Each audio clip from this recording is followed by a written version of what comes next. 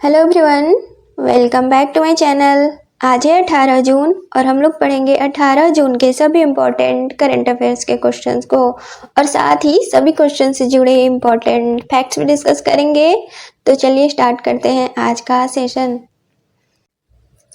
आज का पहला सवाल है, विश्व मरुस्थलीकरण और सूखा रोकथाम दिवस कब मनाया जाता है? तो हर साल विश्व मरुस्थलीकरण और सूखा रोकथाम दिवस 17 जून को मनाया जाता है।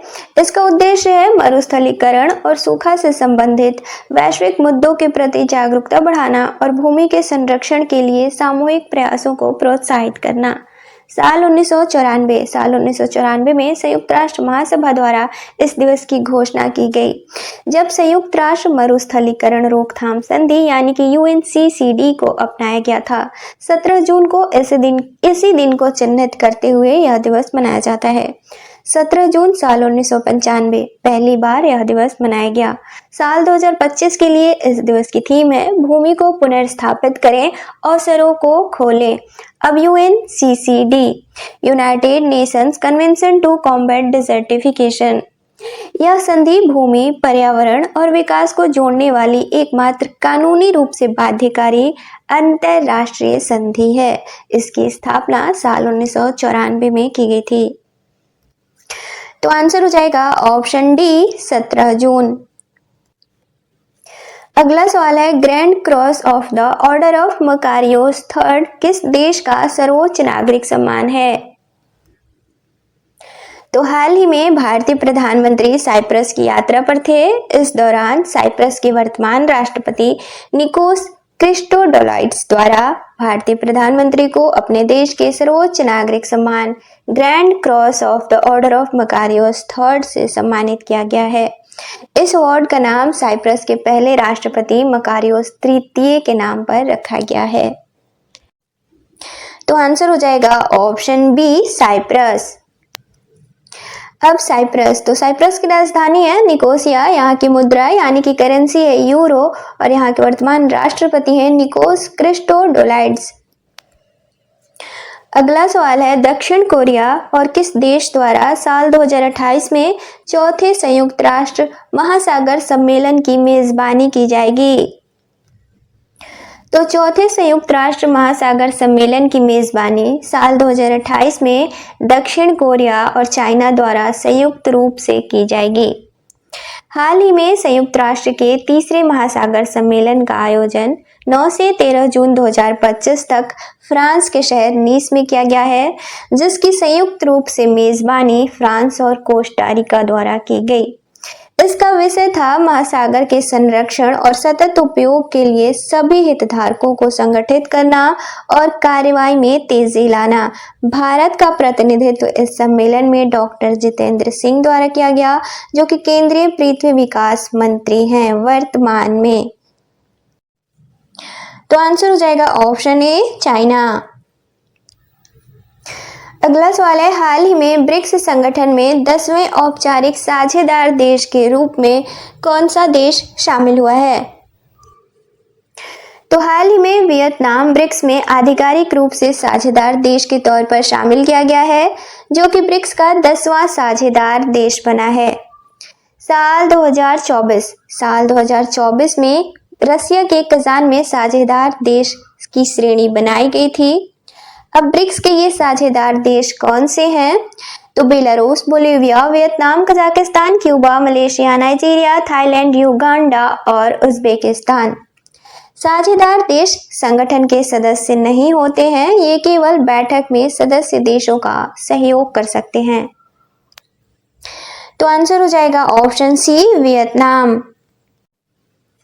अब ब्रिक्स, तो ब्रिक्स की स्थापना साल 2006 में ब्रिक नाम से की गई थी, यानी कि ब्राजील, रसिया, इंडिया और चाइना। साल 2010 में इसमें दक्षिण अफ्रीका शामिल हुआ, तब इसका नाम बदलकर ब्रिक्स कर दिया गया, यानी कि ब्राजील, रसिया, इंडिया, चाइना और साउथ अफ्रीका।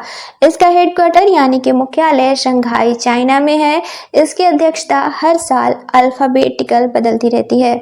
साल 2024 में इसमें ईरान, इथियोपिया, मिस्र और संयुक्त अरब अमीरात शामिल हुए, जबकि सऊदी अरब और अर्जेंटीना ने इसमें शामिल होने से इनकार कर दिया गया था। जनवरी 2025 10वें पूर्ण सदस्य के रूप में इंडोनेशिया शामिल हुआ। ब्रिक्स की पहली बैठक 16 जून साल 2009 को की गई थी। साल 2024 में इसकी अध्यक्षता रसिया द्वारा की गई है और साल 2025 में ब्राजील द्वारा की जा रही है और साल 2025 के लिए इसकी थीम है ग्लोबल साउथ। अगला सवाल है, भारत के पहले कृषि ड्रोन स्वदेशीकरण केंद्र का उद्घाटन कहाँ किया गया है? तो हाल ही में कृषि ड्रोन स्वदेशीकरण केंद्र का उद्घाटन कमलेश पासवान द्वारा किया गया है। कमलेश पासवान द्वारा चेन्नई में किया गया है, जो कि केंद्रीय ग्रामीण विकास राज्य मंत्री हैं। इस पहल को साल 2030 तक भारत को वैश्विक ड्रोन हब में बदलने की तरफ एक महत्वपूर्ण कदम के रूप में भी देखा जा सकता है। तो आंसर हो जाएगा option A, Chennai. Launch a different kind of power नामक पुस्तक किसके द्वारा लिखी गई है? तो a different kind of power नामक पुस्तक न्यूजीलैंड की पूर्व प्रधानमंत्री जेसिंडा अर्डन द्वारा लिखी गई है। तो आंसर हो जाएगा ऑप्शन ए, जेसिंडा अर्डन। अब हाल ही में लॉन्च कुछ और इम्पोर्टेंट बुक्स है, उसे देखते हैं। तो the chief minister and the spy Amarjit Singh Dulat द्वारा लिखी गई है। Janata Ki Kahani, Meri Atmakatha Bandaru Dattatreya, win the battle of your mind, scroll less, read more नामक पुस्तक रीता राममूर्ति गुप्ता द्वारा लिखी गई है। Narratives of the bench a जज स्पीक्स नामक पुस्तक भारत के पूर्व मुख्य न्यायाधीश एन.वी. रमन्ना द्वारा लिखी गई है। The diary of a cricketer's wife Puja Pujara द्वारा लिखी गई है। व्हाइट लिलीज विद्या कृष्णन द्वारा the women who ran AIIMS doctor Sneh Bhargava द्वारा लिखी गई है और Indira Gandhi and the years that transformed India नामक पुस्तक श्रीनाथ राघवन द्वारा लिखी गई है। प्रजाला काठेन आत्मकथा हरियाणा के राज्यपाल बंडारू दत्तात्रेय द्वारा लिखी गई है। अब कुछ और सवालों को वन लाइनर के तौर पर देखेंगे। तो पहला है, केंद्रीय कृषि एवं किसान मंत्रालय द्वारा एआई का उपयोग करके फसलों की निगरानी करने के लिए कौन सी पहल शुरू की जाएगी? तो क्रॉपिक। अगला है, भारत का पहला सोचने वाला उपग्रह किसके द्वारा लॉन्च किया गया है? तो टेक्मी-2 स्पेस द्वारा। अगला है, दक्षिण कोरिया के जेचियन में एशियाई कलात्मक जिम्नास्टिक चैंपियनशिप में महिलाओं की वॉल्ट स्पर्धा में किस भारतीय एथलीट ने कांस्य पदक जीता है?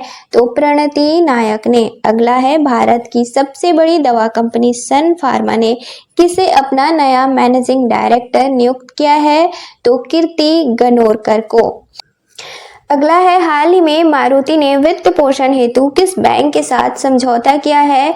तो आंसर हो जाएगा इक्विटास स्मॉल फाइनेंस बैंक। अगला है, हाल ही में किसे ई स्पोर्ट्स वर्ल्ड कप 2025 के लिए वैश्विक राजदूत के तौर पर नियुक्त किया गया है? तो क्रिस्टियानो रोनाल्डो को। अगला है, हाल ही में किसे एलआईसी का एमडी और सीईओ चुना गया है? तो आर दोरईस्वामी को। अगला है, हाल ही में किस राज्य ने पारिवारिक लाभ योजना का डिजिटलीकरण किया है? तो उत्तर प्रदेश। अगला है, इसरो के पूर्व अध्यक्ष एस सोमनाथ को किस निजी विश्वविद्यालय का कुलाधिपति हाल ही में नियुक्त किया गया है? तो चाणक्य विश्वविद्यालय बेंगलोर में। अगला है, हाल ही में रसिया दिवस कब मनाया गया है? तो 13 जून को। अब कल के क्वेश्चंस का रिवीजन करेंगे। तो कल का पहला सवाल था, विश्व बुजुर्ग दुर्व्यवहार जागरूकता दिवस कब मनाया जाता है? तो इसका राइट आंसर था ऑप्शन डी, 15 जून। अगला सवाल है, हाल ही में औद्योगिक विकास को बढ़ावा देने के उद्देश्य से उद्योग क्रांति नामक पहल किस राज्य द्वारा शुरू की गई है? तो इसका राइट आंसर था ऑप्शन बी, पंजाब। अगला सवाल था, हाल ही में श्रीमंत शंकर देव पुरस्कार से किसे सम्मानित किया गया है? तो इसका राइट आंसर था ऑप्शन डी, सोनल मानसिंह। अगला सवाल था, हाल ही में भारत को सामाजिक कवरेज के मामले में कौन सा स्थान मिला है? तो इसका राइट आंसर था ऑप्शन बी, दूसरा। अगला सवाल था, भारत के किस शहर को यूनेस्को के क्रिएटिव सिटी ऑफ गैस्ट्रोनॉमी में हाल ही में नामांकित किया गया है? तो इसका राइट आंसर था ऑप्शन ए, लखनऊ। अगला सवाल था, हाल ही में आईसीसी टेस्ट चैंपियनशिप 2025 का खिताब किसने जीता है? तो इसका राइट आंसर था ऑप्शन सी, दक्षिण अफ्रीका। अगला सवाल था, हाल ही में कौन सा राज्य ई वोटिंग पहल शुरू करने वाला पहला राज्य बना है? तो इसका राइट आंसर था ऑप्शन बी, बिहार। और कल के वन लाइनर सवाल थे, एल्बिनिज्म जागरूकता दिवस किस दिन मनाया जाता है? तो 13 जून को। अगला था, भारत के वस्त्र निर्यात को बढ़ावा देने के लिए पहली टास्क फोर्स बैठक कहां आयोजित की गई है? तो नई दिल्ली में। अगला था, म्यूनिख में आयोजित ISSF विश्व कप में सिफत कौर ने कौन सा पदक जीता है? तो आंसर था कांस्य पदक।